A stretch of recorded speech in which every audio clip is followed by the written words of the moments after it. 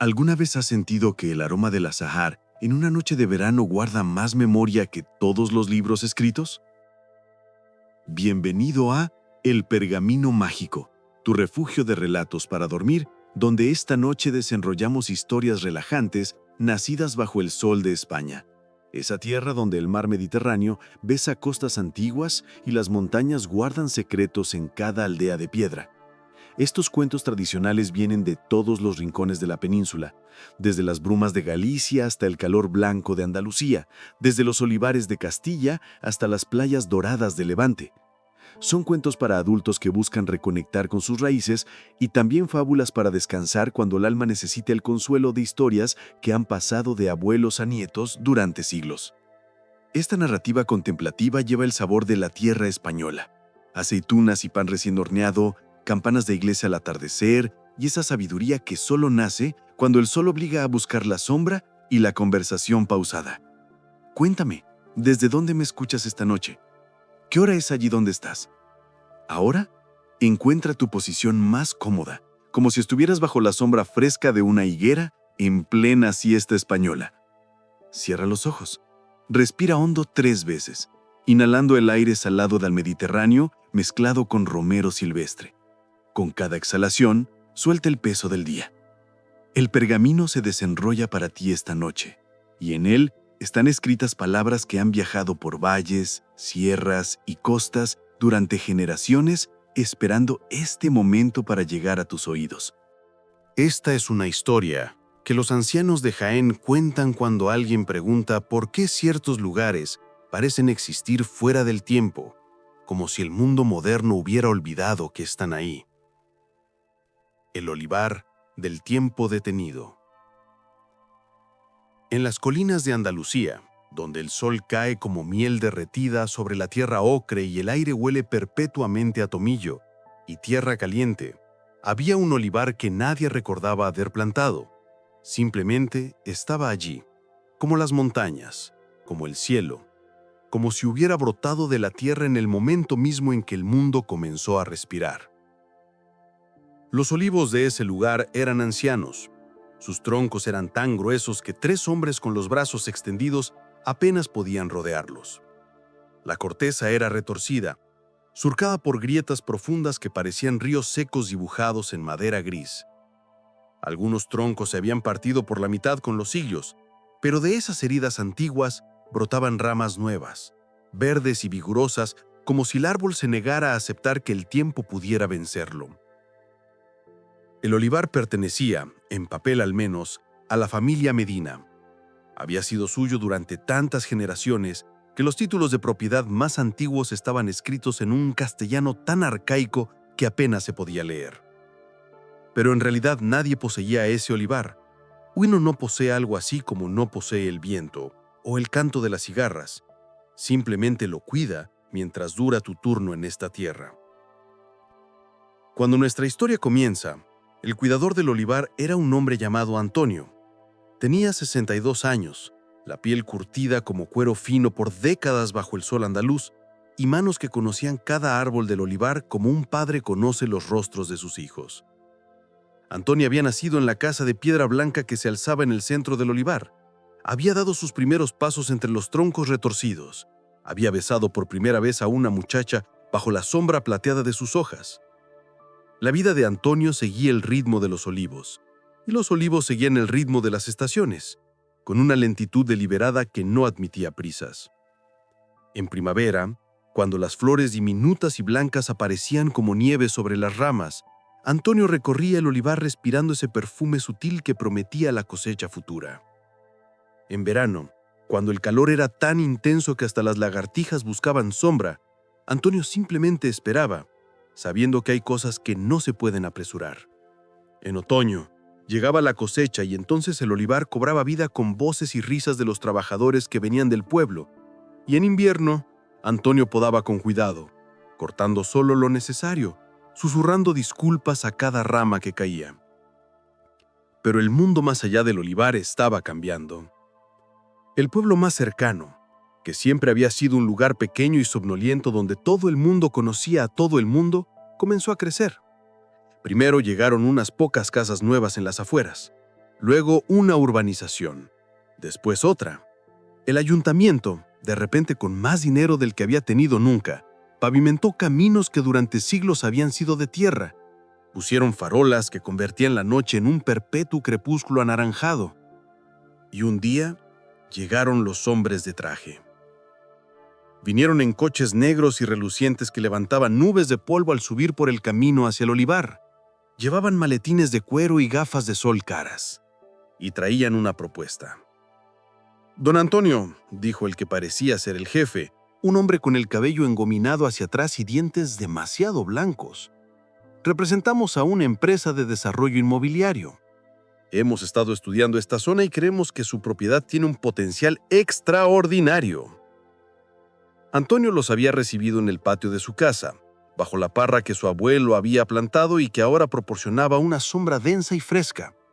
Les había ofrecido agua, porque eso es lo que se hace, pero no les había sonreído.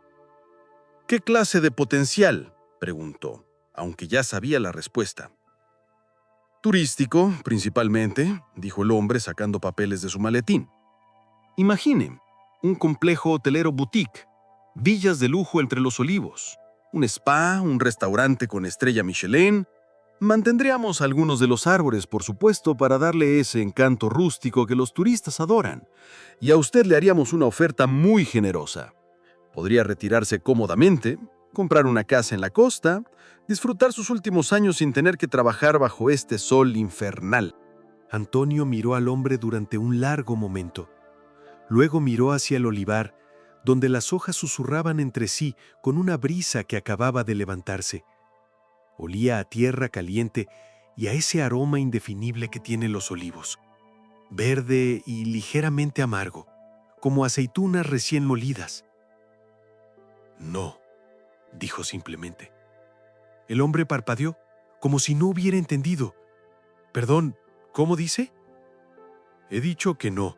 El olivar no está en venta». «Don Antonio, tal vez no me he explicado bien. La oferta es muy generosa. Hablamos de varios millones de euros. Nunca tendría que preocuparse por dinero de nuevo». «Ya no me preocupo por el dinero», dijo Antonio. «Y el olivar no está en venta. Buenos días, señores». Los hombres se fueron, confundidos y ligeramente ofendidos. Pero Antonio sabía que volverían. La gente como ellos siempre volvía. No podían entender que algunas cosas no tienen precio porque su valor no se mide en dinero, sino en algo más antiguo y profundo. Esa noche, Antonio no pudo dormir. Se levantó cuando la luna estaba alta y caminó entre los olivos. La luz plateada hacía que el olivar pareciera un lugar encantado, como si los árboles fueran gigantes petrificados de alguna era olvidada. Sus pies descalzos conocían cada piedra del camino, cada raíz que sobresalía de la tierra. Se detuvo junto al olivo más viejo, el que todos llamaban el patriarca. Según la familia, ese árbol tenía más de 1000 años. Había estado allí cuando los moros cultivaban estas tierras, había sobrevivido a sequías que mataron a otros árboles, a heladas que nadie recordaba, a todas las guerras que habían barrido España. Sus ramas se extendían como brazos que abrazaban el cielo y su sombra durante el día era tan densa que, debajo de él, la temperatura bajaba varios grados. Antonio puso su mano sobre la corteza rugosa. Estaba fría al tacto, pero parecía vibrar con una energía sutil, como el pulso de algo vivo, pero tan lento que apenas se podía percibir. «No dejaré que te hagan daño», susurró. «Lo prometo». Pero mantener esa promesa resultó más difícil de lo que había imaginado. Los hombres de traje volvieron. Una vez, 2 veces, 3, cada vez con ofertas más altas, cada vez con más insistencia. Y cuando Antonio continuó rechazándolos, las cosas comenzaron a ponerse feas. Primero fueron los rumores en el pueblo, que Antonio era un viejo testarudo que impedía el progreso, que por su culpa el pueblo perdería empleos, oportunidades, dinero. Algunos vecinos, especialmente los jóvenes que no encontraban trabajo, comenzaron a mirarlo con resentimiento. Luego vinieron las presiones burocráticas. Inspectores del ayuntamiento aparecían sin aviso, buscando violaciones de normativas que nadie había aplicado nunca. Le pusieron multas por cosas absurdas. un muro que necesitaba reparación, un permiso que supuestamente faltaba, impuestos atrasados que Antonio estaba seguro de haber pagado. Y finalmente, una noche, llegó el fuego. Antonio se despertó con el olor a humo. Salió corriendo de la casa y vio flamas en el extremo sur del olivar. No era un incendio grande todavía, pero en pleno verano, con la tierra seca como yesca, podía convertirse en un infierno que consumiera todo. Llamó a los bomberos, llamó a los vecinos y luego, sin esperar, comenzó a luchar contra el fuego él mismo, con una manguera de jardín que era ridículamente inadecuada para la tarea. El calor era feroz, el humo le quemaba los pulmones, pero continuó, porque cada segundo contaba. Los vecinos llegaron. Algunos con rencores recientes se olvidaron de ellos al ver las flamas amenazando el olivar que había estado allí toda su vida. Formaron una cadena humana pasando cubos de agua. Los bomberos llegaron finalmente y lograron controlar el incendio antes de que alcanzara el corazón del olivar. Cuando finalmente se apagó la última llama, Antonio se dejó caer en el suelo exhausto. Tenía la cara negra de hollín, las manos ampolladas, la garganta en carne viva por el humo.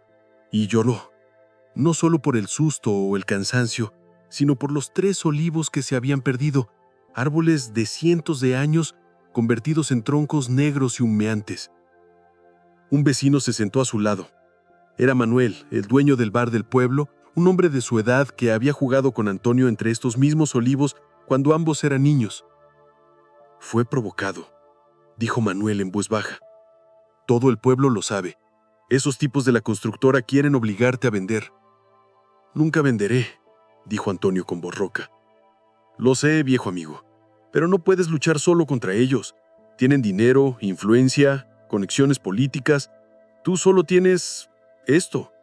Manuel hizo un gesto hacia el olivar. «Esto es suficiente», dijo Antonio. Pero esa noche, solo en su casa, que olía a humo, Antonio no estaba tan seguro. Al día siguiente, sin embargo, algo extraordinario sucedió. Antonio estaba inspeccionando los daños del incendio cuando escuchó voces.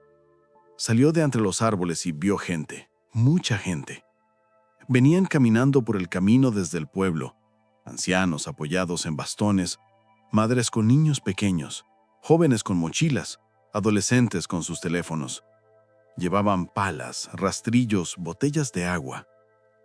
Al frente venía la maestra de la escuela del pueblo, una mujer joven llamada Carmen, que siempre había sido amable con Antonio. «Don Antonio», dijo cuando llegó a él, «hemos venido a ayudar».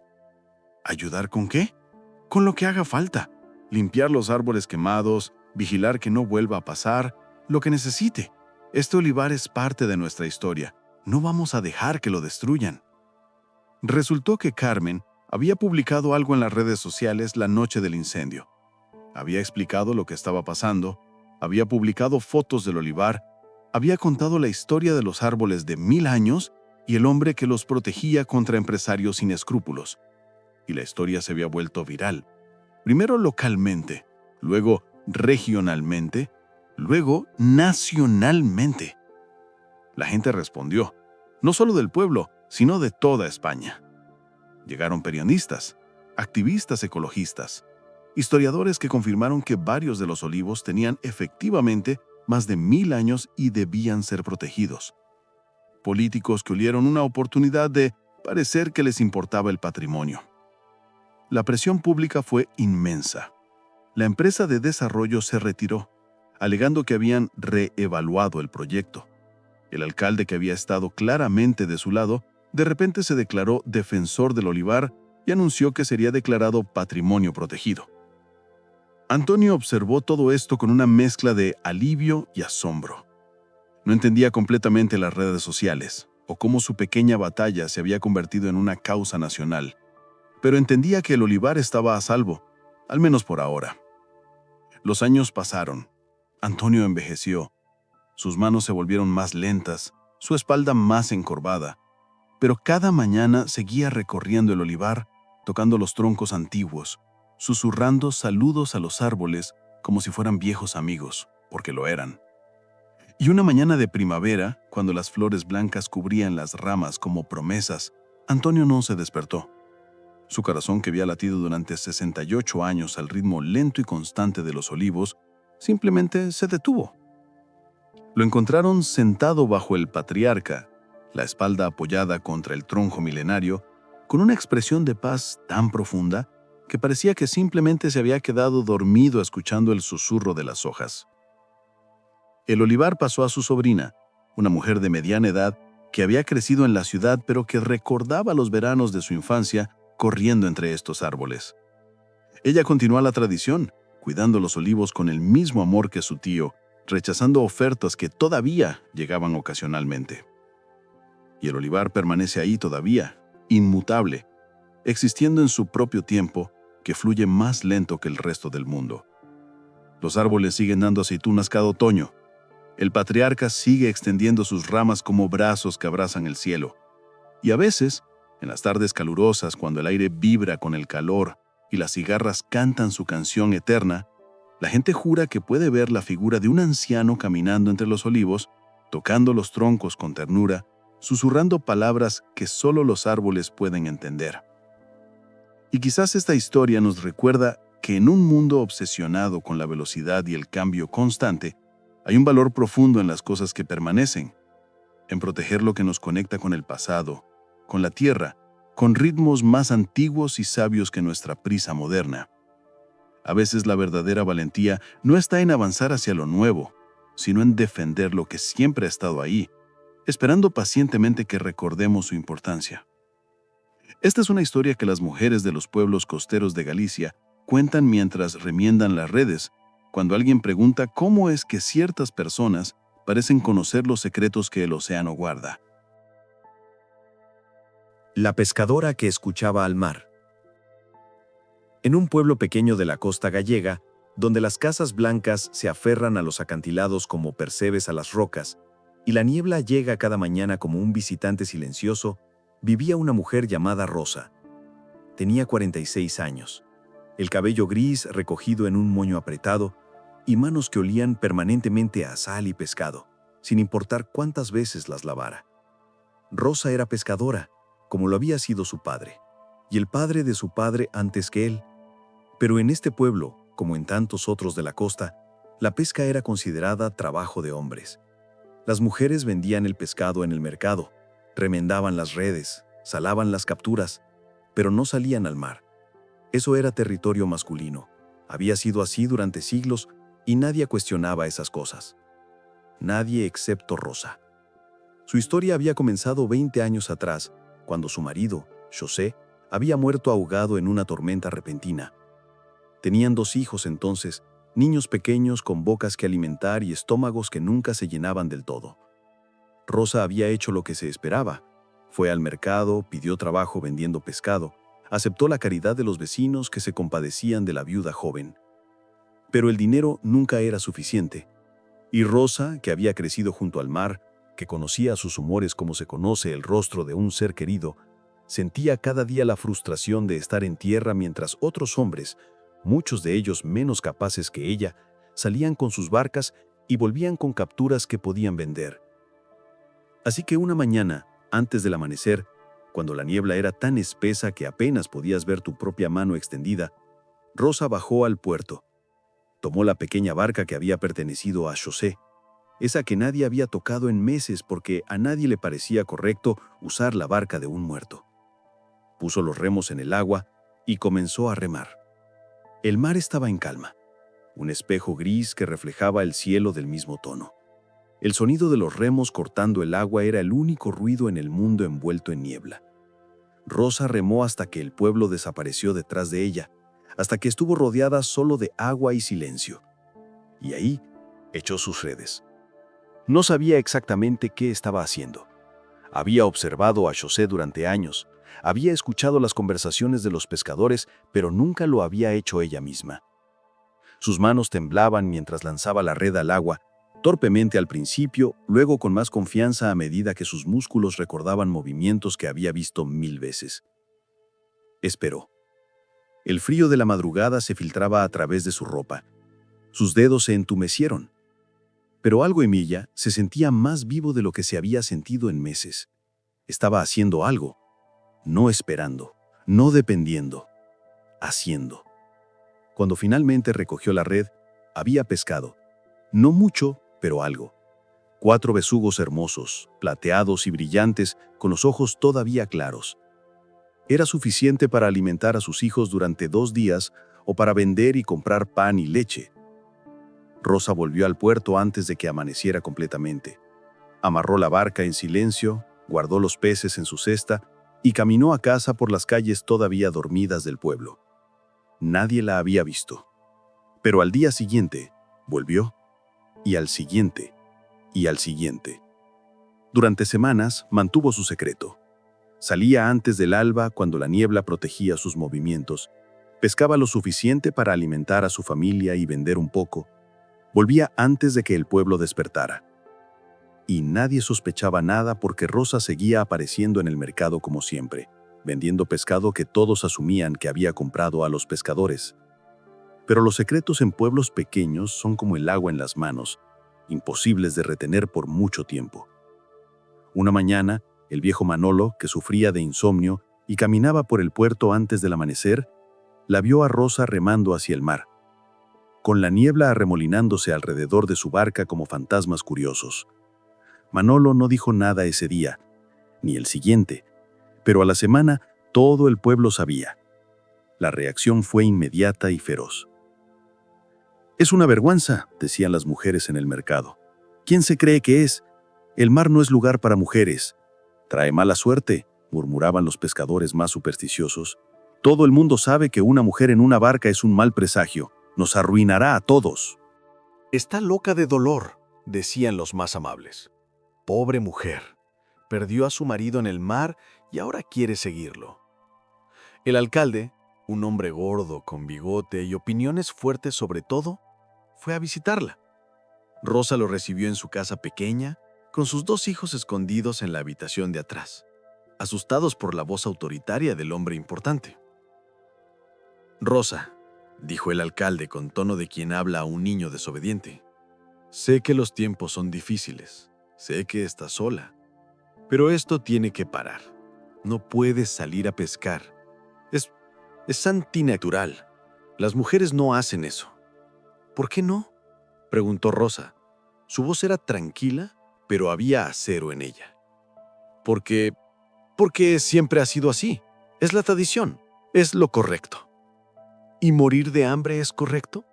¿Depender de la caridad cuando tengo 2 manos y un mar lleno de peces es correcto?». El alcalde se puso rojo. «Hay otras formas de ganarse la vida. Podrías limpiar casas. Podrías coser. «Puedo pescar», interrumpió Rosa. «Y lo haré. El mar no pertenece a los hombres. Pertenece a quien tiene el coraje de respetarlo». El alcalde se fue furioso, amenazando con multas, con confiscar su barca, con todo tipo de castigos. Pero Rosa continuó saliendo cada mañana. Y entonces, algo extraordinario comenzó a suceder. Rosa empezó a notar cosas que los otros pescadores no notaban. Cuando remaba en la oscuridad antes del amanecer, escuchaba el mar de una manera diferente. No solo el chapoteo de las olas contra el casco de su barca, sino algo más profundo. Un ritmo, una respiración, como si el océano mismo fuera un ser vivo con su propio latido. Aprendió a leer ese ritmo. Descubrió que ciertos sonidos significaban que había bancos de peces cerca, que el cambio en la temperatura del agua contra sus dedos le decía dónde echar las redes, que el vuelo de ciertas aves marinas señalaba las mejores zonas de pesca. Sus capturas comenzaron a mejorar, no solo un poco, mucho. Algunos días volvía con la barca tan llena que apenas podía remar. Mientras los otros pescadores del pueblo salían con sus barcas grandes y sus equipos modernos y volvían con capturas mediocres, Rosa en su pequeña barca de remos volvía con cestas rebosantes. Los pescadores estaban desconcertados, luego molestos, luego algunos curiosos. Uno de ellos, un hombre joven llamado Adrián, que siempre había sido menos rígido en sus ideas que los mayores, la abordó una mañana en el puerto.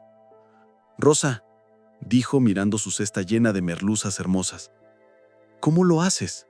¿Cuál es tu secreto? Rosa lo miró durante un largo momento. Podía haber guardado silencio, protegido su ventaja, pero había algo en los ojos del joven que le recordó a su hijo, y decidió confiar. «Escucho», dijo simplemente. «¿Escuchas qué?» «Al mar. Deja de ver al océano como un enemigo a conquistar o un recurso a explotar. Es un ser vivo. Tiene ritmos, humores, secretos que comparte solo con quienes aprenden su lenguaje. Yo escucho, y él me muestra dónde están los peces». Adrián frunció el ceño, pensando que tal vez Rosa estaba un poco loca después de todo. Pero esa noche, cuando salió a pescar, intentó hacer lo que ella había dicho. Apagó el motor de su barca, se sentó en silencio y... ¿escuchó?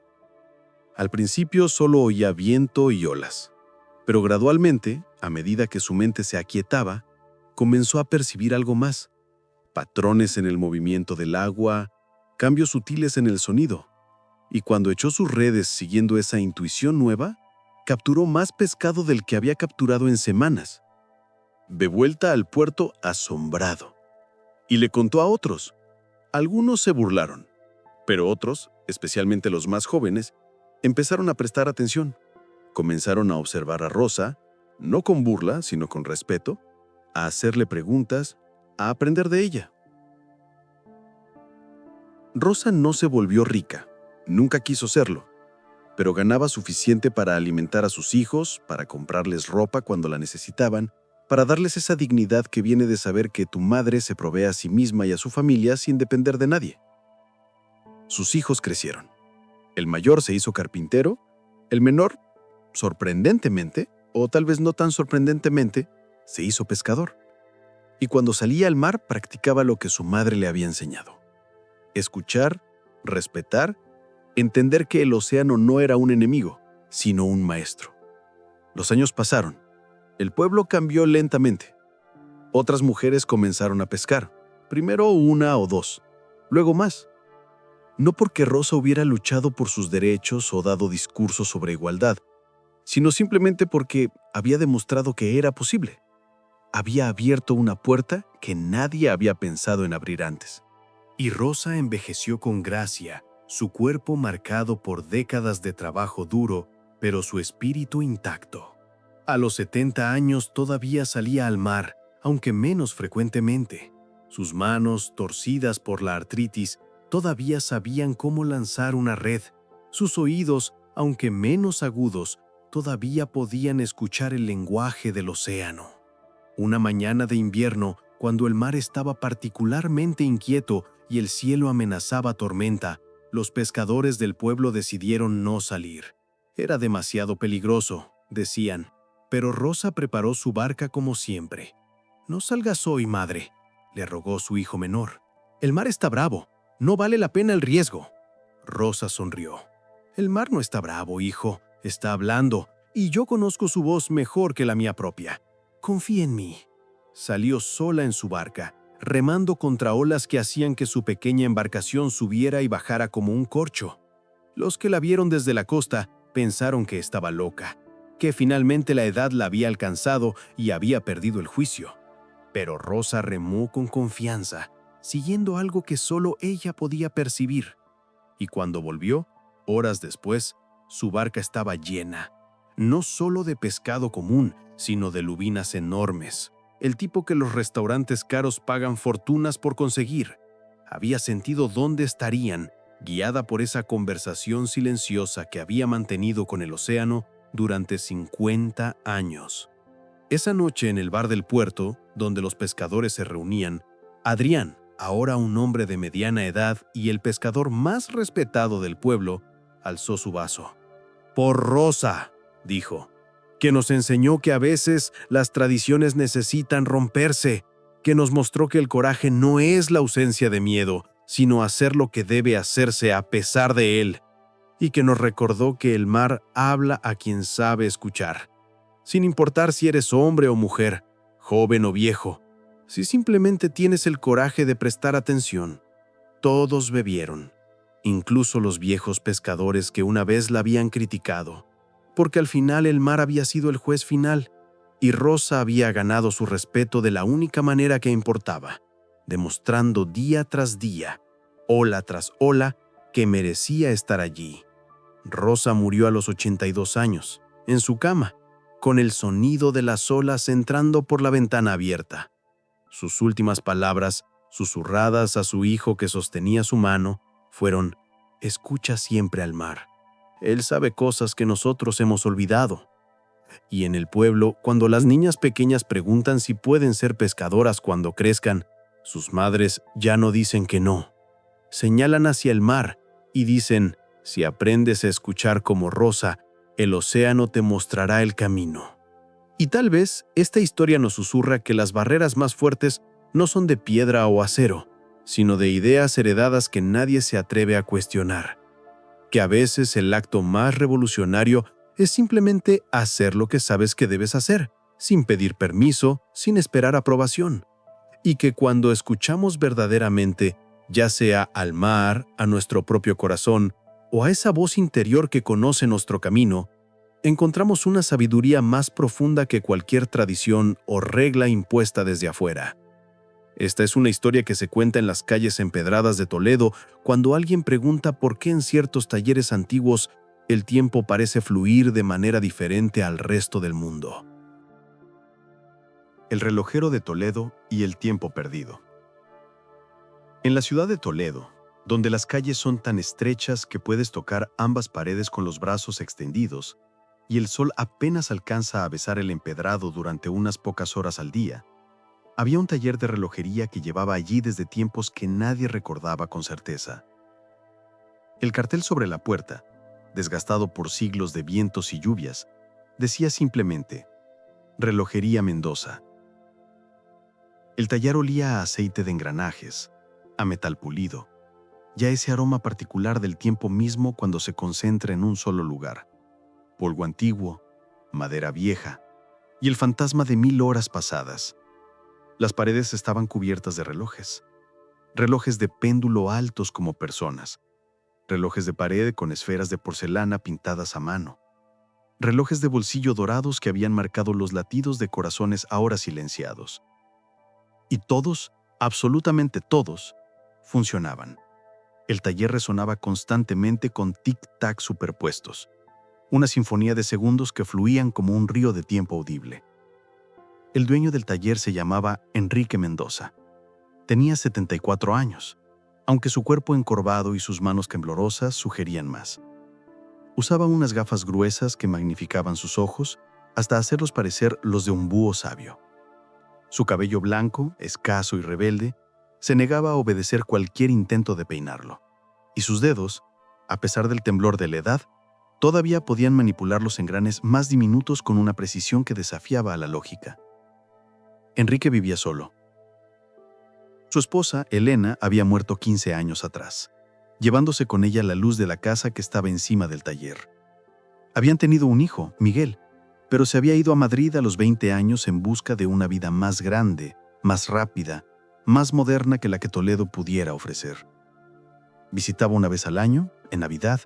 Permanecía 3 días incómodos donde padre e hijo apenas sabían qué decirse, y luego volvía a su vida de oficinas con aire acondicionado y reuniones importantes. Así que Enrique pasaba sus días como los había pasado durante más de 50 años, reparando relojes. Era un trabajo que requería paciencia infinita. Un solo reloj antiguo podía tener cientos de piezas diminutas, cada una vital para el funcionamiento del todo. Un engrane colocado 1 milímetro fuera de lugar y el tiempo se detenía. O peor aún, fluía de manera incorrecta, adelantándose o atrasándose, mintiendo sobre la hora con cada tic-tac. La gente venía de toda España a traerle sus relojes rotos. Habían perdido la fe en los relojeros modernos que trabajaban con circuitos y baterías. Querían a alguien que entendiera la mecánica del tiempo de la manera antigua, con respeto y dedicación. Y Enrique nunca los defraudaba. Tomaba cada reloj como si fuera un paciente enfermo. Lo examinaba con cuidado, diagnosticaba el problema y lo sanaba con manos que temblaban pero nunca erraban. Pero Enrique guardaba un secreto. En la parte trasera de su taller Escondido detrás de una cortina gruesa de terciopelo verde, había un reloj que nunca mostraba a nadie. Era su proyecto de vida, su obsesión, su intento de crear algo que trascendiera la mera medición del tiempo. Era un reloj astronómico, similar en concepto al famoso de Praga, pero más complejo, más ambicioso.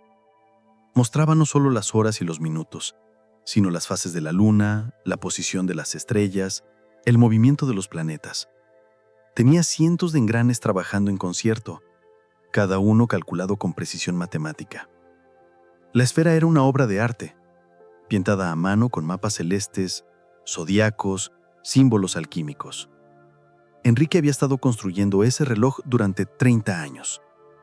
30 años de noches trabajando a la luz de una lámpara, de días robando minutos entre reparaciones de otros relojes, de una dedicación tan absoluta que su esposa había bromeado que estaba más casado con ese reloj que con ella. Pero había un problema. El reloj no funcionaba. O más precisamente, funcionaba, pero no de la manera correcta. Los engranes giraban, las manecillas se movían, pero el tiempo que marcaba no coincidía con el tiempo real. A veces iba más rápido, a veces más lento, a veces parecía detenerse completamente durante minutos antes de saltar adelante de repente. Enrique había revisado cada engranaje 1000 veces. Había recalculado cada proporción. Había ajustado, modificado, reconstruido secciones enteras. Pero el problema persistía, y ahora, a sus 74 años, con las manos temblando más cada día y la vista empeorando, a pesar de las gafas gruesas, sentía que se le estaba acabando el tiempo, literal y figurativamente, para resolver el misterio. Una tarde de noviembre, cuando las sombras en Toledo se alargan temprano y el frío se filtra por las piedras antiguas, una cliente inusual entró al taller. Era una mujer joven, tal vez de 30 años, con el cabello oscuro recogido en una cola de caballo y ojos que brillaban con curiosidad inteligente. Vestía de manera casual, pero había algo en su porte que sugería educación, refinamiento. ¿Don Enrique Mendoza?, preguntó. El mismo. ¿En qué puedo ayudarla? La mujer sacó de su bolso un reloj de bolsillo antiguo. Era hermoso, dorado, con grabados florales en la tapa, y cuando lo abrió, Enrique vio que la esfera era de esmalte blanco con números romanos negros. Perteneció a mi bisabuelo, dijo la mujer. Ha estado en la familia durante generaciones, pero se detuvo hace años y nadie ha podido repararlo. Me dijeron que usted era el mejor. Enrique tomó el reloj con cuidado. Sus dedos temblaron ligeramente al abrirlo, revelando el mecanismo interno. Era un trabajo exquisito, probablemente suizo de finales del siglo XIX, y efectivamente estaba roto. Un resorte principal partido, varios engranajes oxidados. Puedo repararlo, dijo, pero tomará tiempo.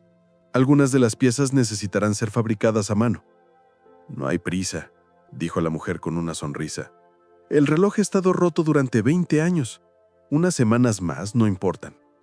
Se presentó como Laura, profesora de física en la Universidad de Madrid. Estaba en Toledo por un congreso y había aprovechado para traer el reloj, cumpliendo una promesa que le había hecho a la abuela antes de que muriera. Mientras Enrique escribió un recibo, Laura miraba alrededor del taller con fascinación evidente. Sus ojos recorrían los cientos de relojes, todos marcando sus propios tiempos ligeramente diferentes, creando esa sinfonía de tic-tacs desincronizados. «Es extraordinario», dijo. «Es como estar dentro del tiempo mismo». Enrique sonrió. Hacía mucho que nadie apreciaba su taller de esa manera. La mayoría de la gente simplemente dejaba sus relojes y se iba. «¿Le interesa la relojería?», preguntó. «Me interesa el tiempo», respondió Laura. «En mi campo, la física teórica, pasamos mucho tiempo pensando en la naturaleza del tiempo. Cómo fluye, si realmente fluye. ¿Qué significa que algo suceda en el ahora?» «Interesante», murmuró Enrique. Y entonces, por una razón que no podía explicar completamente, tal vez porque hacía tanto que no tenía una conversación genuina con alguien, tal vez porque esta mujer parecía entender cosas que él había sentido, pero nunca podido articular, le preguntó: «¿Le gustaría ver algo especial?». Sin esperar respuesta, la llevó detrás de la cortina de terciopelo verde. Laura jadeó cuando vio el reloj astronómico. Era magnífico, incluso en su estado incompleto. Los engranes dorados brillaban bajo la luz de la lámpara. La esfera pintada era una obra maestra de arte y matemáticas combinados. «Esto es increíble», susurró. «¿Usted lo construyó?» «He estado construyéndolo durante 30 años, pero hay un problema que no he podido resolver». Le explicó. «El reloj funciona, pero no mide el tiempo correctamente. A veces va rápido, a veces lento, sin patrón discernible». Laura se acercó, estudiando el mecanismo con ojos expertos. «¿Puedo?», preguntó, señalando hacia los engranes. Enrique asintió, sorprendido por su atrevimiento pero intrigado. Laura observó el reloj durante algunos minutos, siguiendo el movimiento de los engranes con los ojos. Luego sacó un cuaderno de su bolso y comenzó a hacer cálculos. Enrique la observaba, fascinado por la concentración en su frente. Finalmente, Laura levantó la vista. «Creo que sé cuál es el problema, y no es un problema en absoluto. Es extraordinario». «¿Qué quiere decir?» Su reloj no está roto. Está midiendo algo diferente. No está midiendo el tiempo cronológico, el tiempo del calendario. Está midiendo... ¿cómo explicarlo? El tiempo vivido, el tiempo subjetivo. Enrique la miró sin comprender. Todos experimentamos el tiempo de manera diferente, explicó Laura. Cuando estamos aburridos, el tiempo se arrastra. Cuando estamos felices o concentrados, vuela. Esa experiencia subjetiva del tiempo es tan real como el tiempo objetivo que marcan los relojes normales. Y ese reloj, de alguna manera, está capturando eso. Pero eso es imposible. Un reloj mecánico solo puede seguir las leyes de la física. Exactamente. Y tal vez eso nos dice algo sobre la naturaleza del tiempo mismo. Tal vez el tiempo objetivo y el tiempo subjetivo están más conectados de lo que creemos. O tal vez, y aquí Laura sonrió con una mezcla de ciencia y maravilla, tal vez usted ha puesto tanto de su propia experiencia del tiempo en este reloj, 30 años de su vida, que el reloj ha aprendido a medir el tiempo de la manera en que usted lo experimenta. Enrique se sentó lentamente en su tabulete de trabajo. Las palabras de Laura resonaban en su mente como campanas. Durante 30 años había pensado que su reloj estaba defectuoso. Pero si Laura tenía razón, si el reloj estaba midiendo algo real, aunque no convencional, no tiene que arreglarlo, dijo Laura suavemente. Tiene que aceptarlo por lo que es. Es perfecto en su imperfección. Los días siguientes, Enrique reparó el reloj de bolsillo de Laura con el cuidado habitual, pero su mente seguía volviendo al reloj astronómico detrás de la cortina. Comenzó a observarlo de manera diferente, no como un proyecto fallido, sino como algo que había logrado sin darse cuenta. Una máquina que medía la experiencia humana del tiempo en lugar de su progresión mecánica. Cuando Laura volvió a recoger su reloj, lo encontró funcionando perfectamente. Se lo guardó en el bolsillo con reverencia. «Gracias», dijo. «Mi abuela estaría feliz». «Gracias a usted», respondió Enrique. «Me ayudó a ver algo que había estado mirando durante 30 años sin realmente verlo». «¿Qué hará con el reloj astronómico?» Enrique sonrió. Era una sonrisa genuina, la primera en mucho tiempo.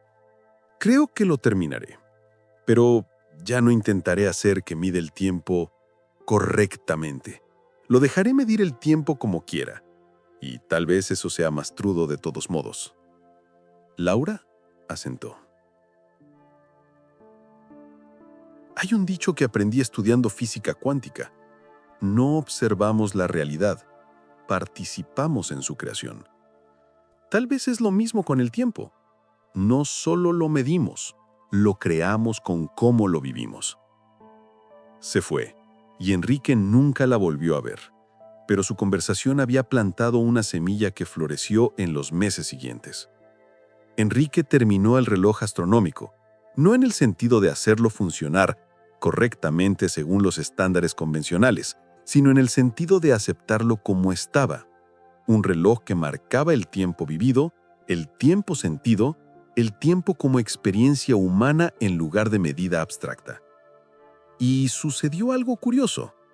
Cuando Enrique dejó de luchar contra la naturaleza del reloj y simplemente observó sus patrones, comenzó a notar algo.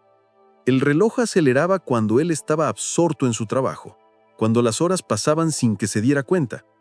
Se ralentizaba en las noches solitarias, cuando extrañaba a Elena y cada minuto se sentía como una hora. Se detenía completamente en esos momentos raros de absoluta paz, cuando el tiempo parecía no existir en absoluto. El reloj no medía segundos ni minutos, medía intensidad de vida, presencia, atención. Era un reloj del alma, no del mundo físico.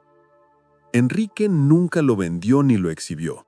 Permaneció detrás de la cortina verde, un secreto que compartió solo con unos pocos durante los años que le quedaron. Pero su existencia cambió cómo Enrique veía su trabajo. Dejó de tratar cada reparación como una simple tarea mecánica. Comenzó a entender que cada reloj que le traían llevaba el tiempo de su dueño incrustado en sus engranes. Los relojes de gente feliz corrían suavemente. Los de gente ansiosa tendían a adelantarse. Los de personas deprimidas se atrasaban, como si se resistieran a avanzar hacia un futuro que no prometía alegría. Y Enrique se convirtió no solo en un reparador de mecanismos, sino en un sanador del tiempo personal. Cuando arreglaba un reloj, estaba ayudando a su dueño a reconciliarse con su propia experiencia del tiempo.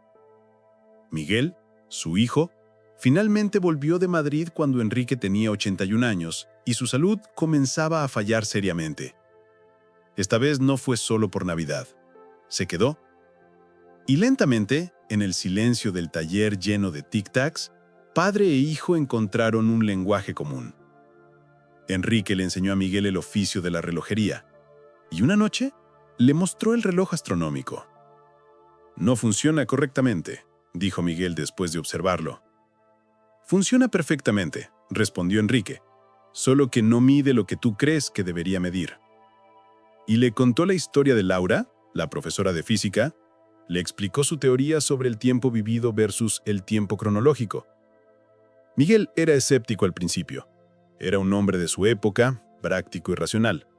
Pero mientras pasaba más tiempo en Toledo, lejos de las prisas de Madrid, comenzó a entender.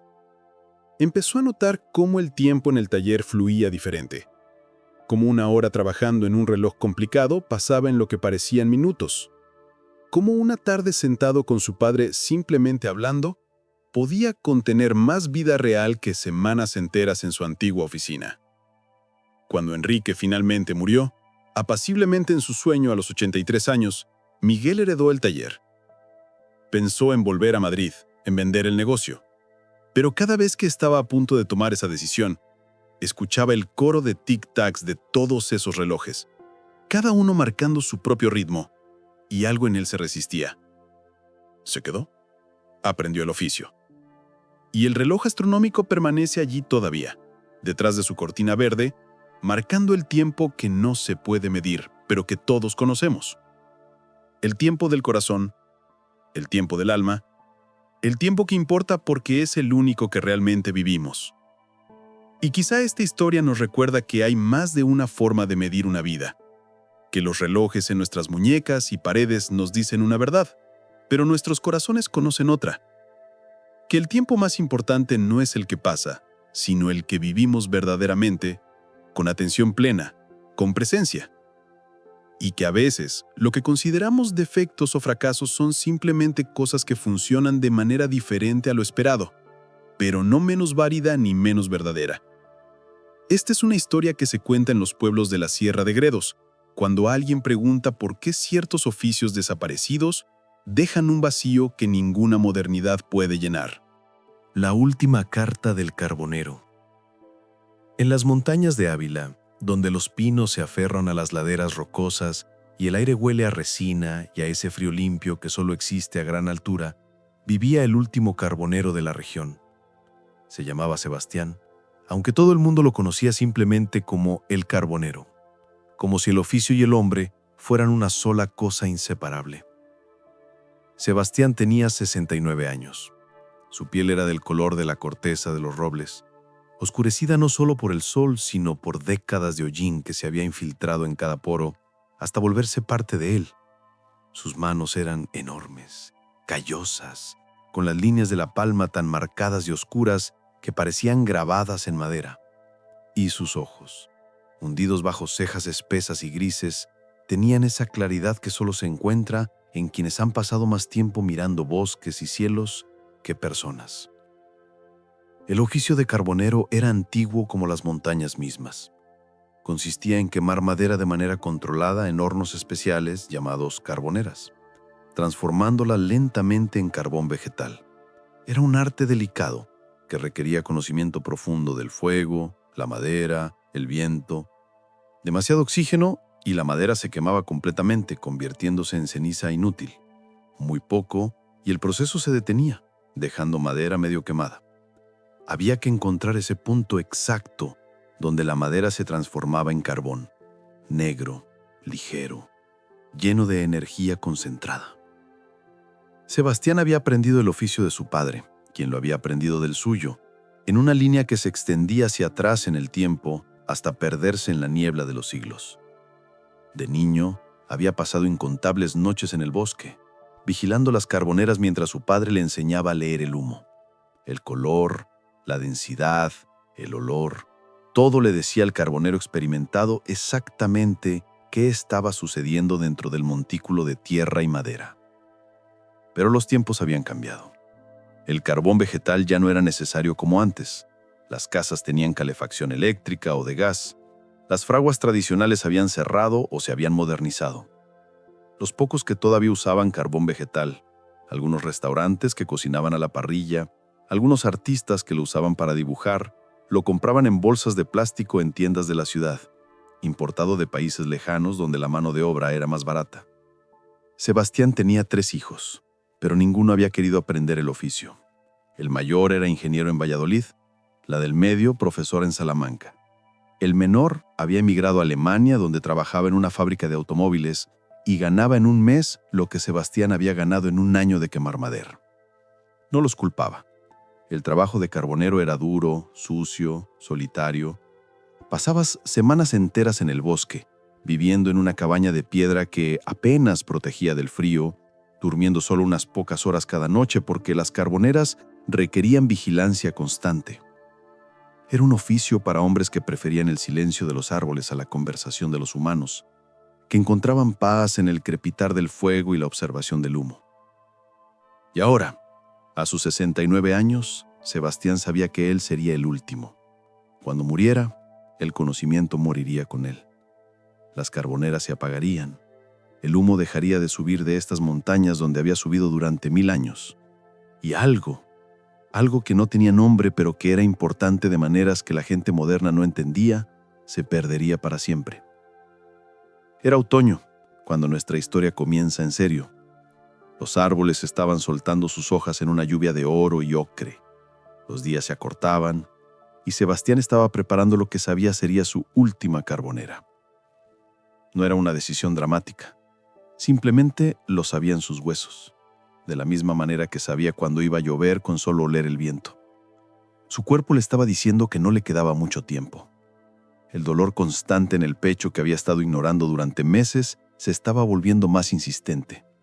Sus manos, siempre fuertes, temblaban más de lo que deberían, y había un cansancio en él que no venía solo de la falta de sueño, sino de algo más profundo. El cansancio del alma cuando sabe que su trabajo en este mundo está llegando a su fin. Pero quería hacer una última carbonera, una perfecta, como despedida. Pasó una semana eligiendo la madera. Tenía que ser la correcta, roble principalmente, con algo de encina. No demasiado verde porque no ardería bien, no demasiado seca porque se consumiría demasiado rápido. Cortó los troncos él mismo, aunque cada hachazo le costaba más esfuerzo que antes. Los apiló cuidadosamente en un claro del bosque que conocía bien, un lugar protegido del viento del norte, pero abierto al sur, donde el aire circulaba de manera perfecta para una carbonera. Construyó el montículo con el cuidado de un arquitecto levantando una catedral. Primero, una estructura central de madera parada formando una chimenea. Alrededor de ella, capas de troncos colocados en ángulos precisos. Luego, lo cubrió todo con ramas pequeñas, hojas, musgo. Finalmente, una capa gruesa de tierra que sellaría el montículo, controlando cuánto oxígeno entraba. Le tomó 3 días construirlo.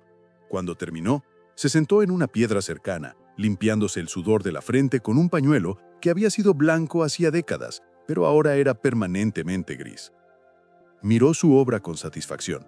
Era hermosa a su manera, una pequeña montaña artificial, perfectamente simétrica, que pronto se transformaría en fuego contenido. La encendió al anochecer, como siempre había hecho. Bajó por la chimenea central un manojo de ramas secas envueltas en trapos empapados de aceite, todas ardiendo con llamas alegres, y luego selló la chimenea y comenzó la espera. El humo empezó a salir casi inmediatamente, filtrándose por los espacios minúsculos entre la tierra, buscando escape. Al principio era blanco, casi invisible contra el cielo del atardecer, pero Sebastián sabía que cambiaría.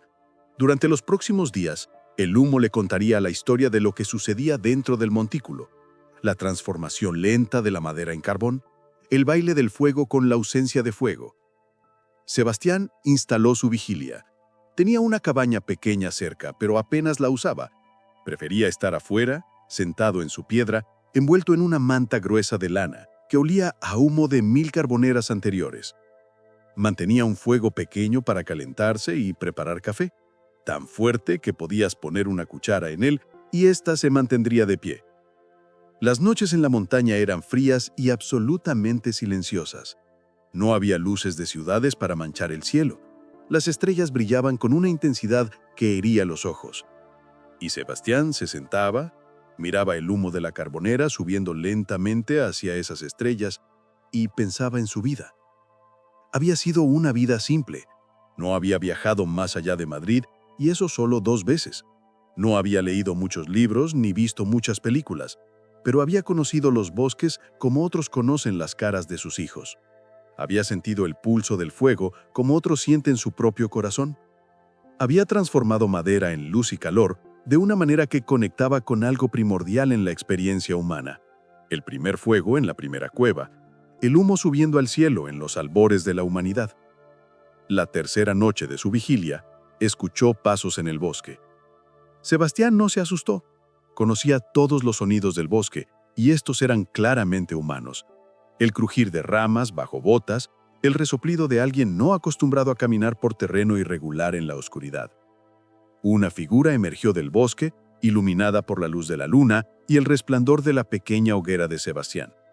Era un joven, tal vez de 30 años, con una mochila grande y ropa de senderismo cara, del tipo que usan los turistas urbanos cuando visitan la naturaleza. «¿Don Sebastián?», preguntó el joven, sin aliento por la caminata. «¿Quién pregunta?». «Me llamo David. Soy antropólogo. Estudio oficios tradicionales en peligro de extinción. Me dijeron en el pueblo que usted era el último carbonero y que estaba haciendo su última carbonera. Vine tan rápido como pude». Sebastián estudió al joven. Había algo genuino en sus ojos, una curiosidad sincera que no era solo académica, sino algo más profundo. «Siéntate», dijo, finalmente, señalando otra piedra cerca del fuego. «¿Café?». David aceptó el café, aunque cuando lo probó sus ojos se abrieron con sorpresa ante su intensidad. Sebastián sonrió levemente. «¿Qué quieres saber?», preguntó. «Todo», dijo David. «El proceso, la historia, por qué lo hace. Estoy documentando estos oficios antes de que desaparezcan. Quiero que quede registro para las futuras generaciones». Y así, durante las siguientes 3 noches mientras la carbonera ardía lentamente, Sebastián habló. Habló más de lo que había hablado en años. Le contó a David cómo se elige la madera, cómo se construye una carbonera, cómo se lee el humo. Le habló de su padre y su abuelo, de las técnicas que habían pasado de generación en generación. Le explicó la química simple pero profunda de la transformación. Cómo el fuego, con poco oxígeno, expulsaba el agua y los gases de la madera, dejando solo el carbono puro. Pero habló también de cosas más difíciles de explicar. De cómo te sientes cuando pasas semanas solo en el bosque, cuando tu única compañía es el humo y los árboles.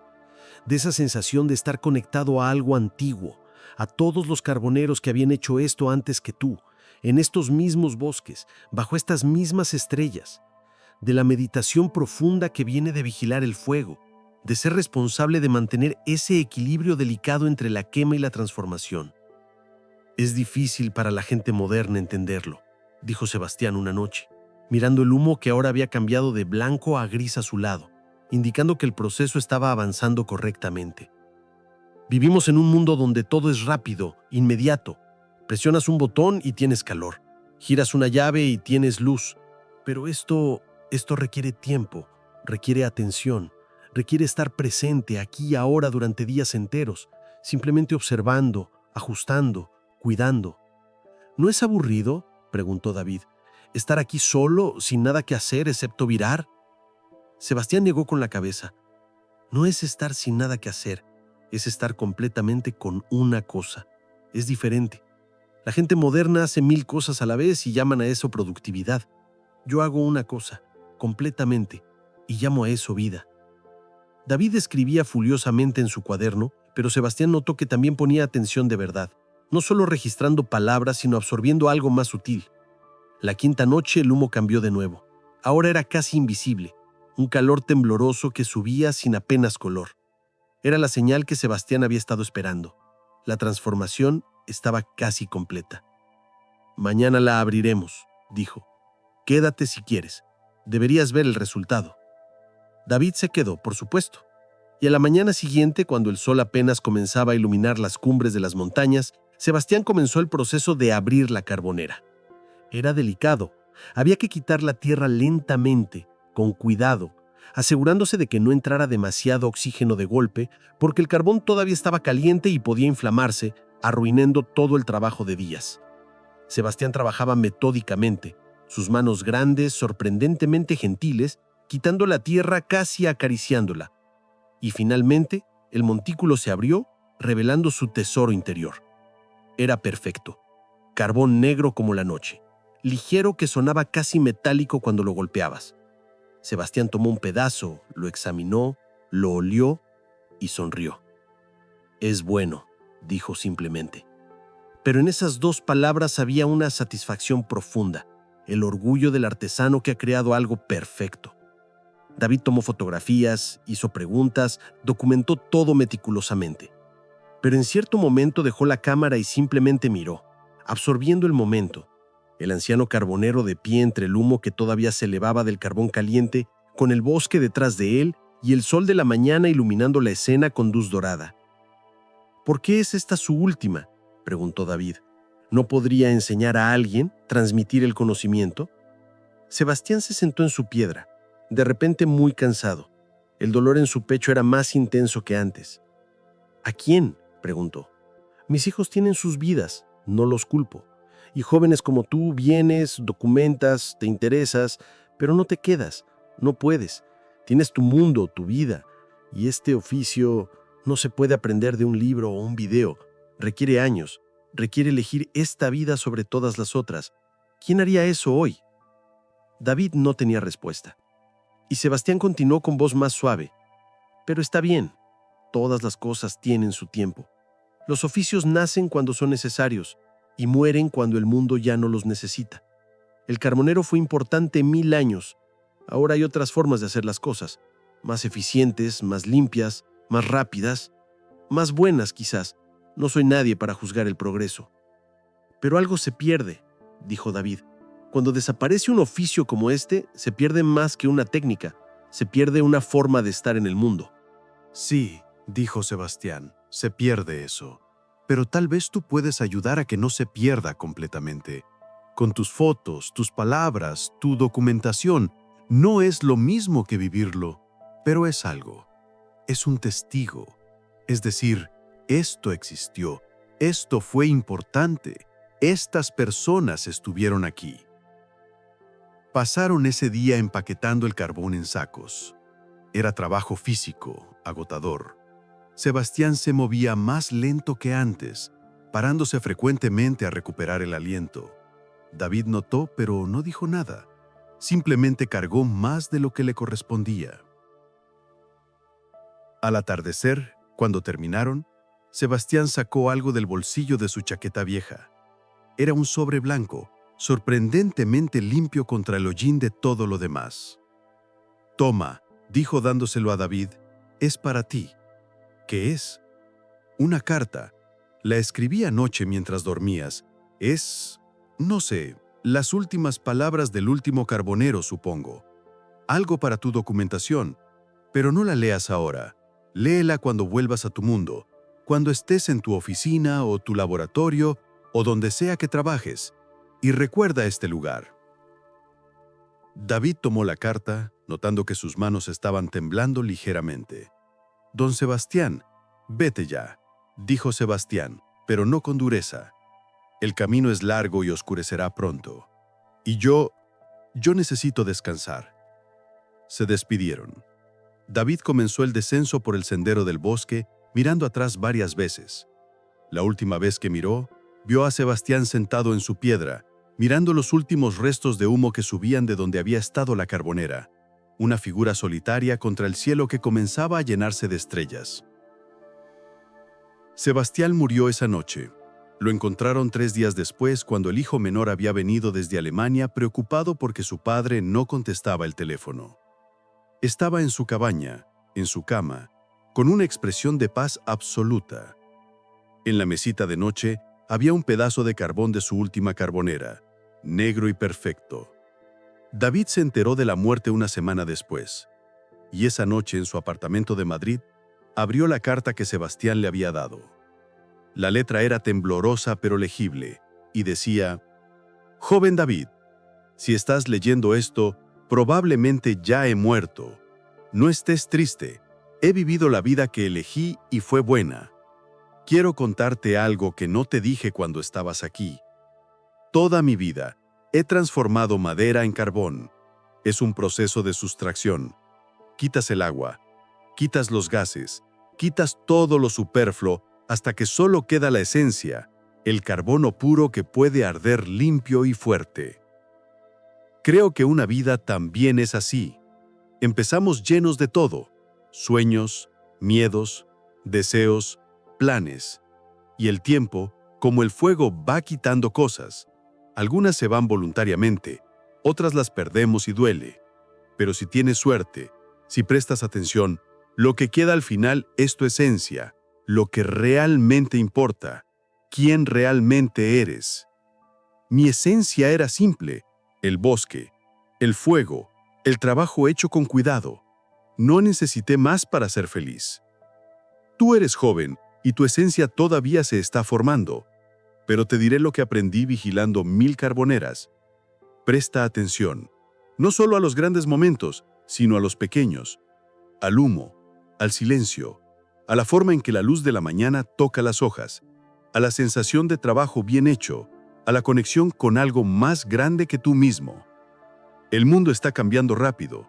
Oficios como el mío desaparecen, pero lo que no puede desaparecer, lo que no debe desaparecer, es esa capacidad humana de estar presente, de hacer las cosas con atención completa, de encontrar significado no en acumular, sino en esencializar.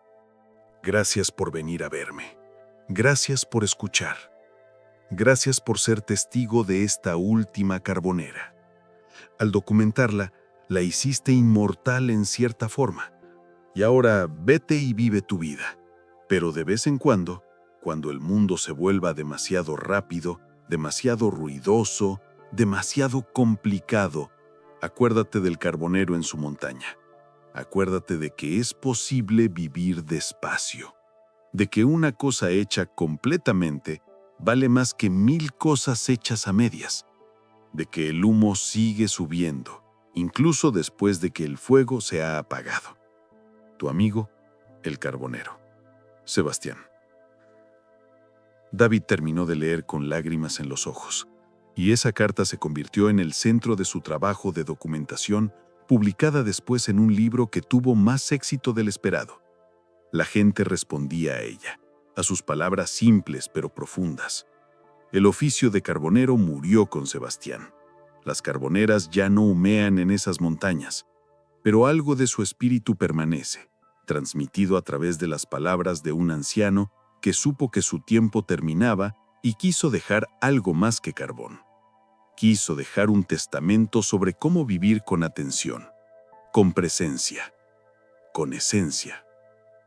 Y a veces en otoño, cuando los excursionistas suben por esos senderos, juran que pueden oler humo de madera quemándose, no de incendios forestales, sino de algo más controlado, más intencional. El fantasma de 1000 carboneras, recordándoles que una vez hombres vivieron aquí que conocían el secreto de transformar sustancia en esencia, y al hacerlo, encontraron una forma de vida que valía la pena vivir completamente. Y tal vez esta historia nos susurra que en nuestra prisa por avanzar, por modernizarnos, por hacer todo más rápido y eficiente, perdemos algo valioso. No necesariamente los oficios mismos, que tienen su tiempo y su lugar, sino la forma de estar en el mundo que esos oficios representaban. Esa capacidad de hacer una cosa completamente, con atención total, transformando no solo la materia, sino a nosotros mismos en el proceso. Y que quizá el verdadero progreso no es solo crear lo nuevo, sino recordar y honrar lo esencial de lo viejo, llevando su sabiduría hacia adelante de nuevas formas. Todas estas historias que hemos compartido esta noche bajo el cielo español tienen algo en común. ¿Lo has sentido? Hablan de resistencia, de raíces que se hunden tan profundo en la tierra que ninguna tormenta puede arrancarlas, de personas que encuentran su verdad no en lo que el mundo les dice que deberían ser, sino en lo que sus corazones saben que son. Antonio y su olivar nos mostraron que hay cosas que no tienen precio porque su valor se mide en siglos, no en euros. Que proteger lo que nos conecta con el pasado y con la tierra no es obstinarse en lo anticuado, sino defender algo sagrado que el dinero nunca podrá comprar. Rosa, la pescadora gallega, nos enseñó que las barreras más fuertes son las invisibles. Esas reglas no escritas que nadie cuestiona hasta que alguien con suficiente coraje simplemente las ignora y demuestra que nunca fueron necesarias. Enrique, el relojero de Toledo, nos recordó que hay muchas formas de medir lo que importa y que el tiempo del reloj no es la única verdad sobre cómo vivimos nuestras horas y nuestros días. Y Sebastián, el último carbonero, nos dejó tal vez la enseñanza más profunda, que una vida bien vivida no se mide en logros o posesiones, sino en la calidad de atención que prestamos, en la esencia que permanece cuando todo lo superfluo ha sido quemado por el fuego del tiempo. Todas estas historias nacieron en España, esa tierra de contrastes donde el sol castiga y bendice a la vez, donde el mar y la montaña, la llanura y el acantilado se encuentran creando paisajes del alma. Pero sus verdades viajan más allá de fronteras, son verdades sobre lo que significa ser humano, la lucha entre tradición y progreso, entre comunidad e individualidad, entre el tiempo que pasa y el tiempo que vivimos. Quizá esta noche, mientras te prepares para el descanso, puedas llevarte contigo estas brasas todavía calientes, la fidelidad de Antonio a lo que importa, el coraje de Rosa para romper moldes antiguos, la sabiduría de Enrique sobre las múltiples naturalezas del tiempo y las palabras finales de Sebastián sobre vivir con esencia. Son regalos sencillos, como el pan con aceite de oliva, pero contienen el sabor de generaciones. Gracias por permitirme acompañarte en este viaje nocturno a través de El Pergamino Mágico. Ha sido un honor caminar contigo por olivares andaluces, navegar las costas gallegas, perdernos en las callejuelas de Toledo y subir a las montañas abulenses. Estas historias relajantes han sido mi ofrenda para tu descanso. Si estas palabras han tocado algo en tu interior, si estos cuentos tradicionales han resonado con alguna verdad que llevabas dormida, te invito a suscribirte a este refugio de relatos para dormir. Cada semana desenrollamos nuevas historias de diferentes rincones del mundo. Cuentos para adultos que necesitan aquietar el ruido del día. Fábulas para descansar cuando el alma pide consuelo. Este canal El pergamino mágico existe para ofrecerte esta narrativa contemplativa cada vez que la necesites, como un faro silencioso en la noche. Y si ya te encuentras en ese territorio nebuloso entre la vigilia y el sueño, si tus pensamientos comienzan a deshilacharse como niebla sobre los acantilados, entonces simplemente deja que estas historias españolas se asienten en tu corazón como aceitunas madurando al sol, despacio, naturalmente, convirtiéndose en aceite dorado que nutre desde dentro. Recuerda que tienes raíces más profundas de lo que imaginas, que tu coraje, aunque a veces dormido, está esperando el momento correcto para florecer, que el tiempo que vives con atención plena vale más que años vividos a medias, y que tu esencia, eso que queda cuando todo lo demás se quema, es suficiente. Siempre ha sido suficiente. Que tengas dulces sueños, viajero del pergamino. Que el olor del azahar te acompañe en tus visiones nocturnas. Que el sonido de las olas en la costa gallega te mesan hasta el descanso más profundo. Que las campanas de las iglesias antiguas marquen suavemente tu tránsito hacia el sueño. Y que cuando despiertes mañana, traigas contigo algo del coraje español, esa mezcla de fiereza y ternura, de arraigo y libertad, de pasión tranquila que sabe esperar pero nunca se rinde. Nos encontraremos de nuevo cuando tu alma necesite historias. Hasta la próxima historia. Buenas noches. Que descanses bien.